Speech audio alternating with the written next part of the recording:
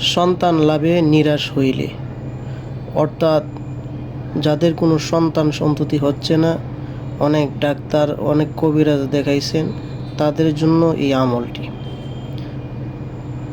ওয়াস-সামাআ বানাইনাহা বিআইদিন ওয়া ইন্না লামুসিউন ওয়াল আরদা ফারাশনাহা ফানি'মাল মাহিদুন।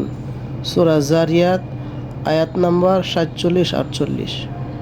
প্রথমত 2টি ডিম সিদ্ধ করিবে, তারপর উহার উপরে খোসা ফেলিয়া, তারপর ওয়াস-সামাআ বানাইনাহা বিআইদিন ওয়া ইন্না লামুসিউন একটিতে এবং অপরটিতে ওয়াল আরদা ফারাশনাহা ফানি'মাল মাহিদুন লিখিবে।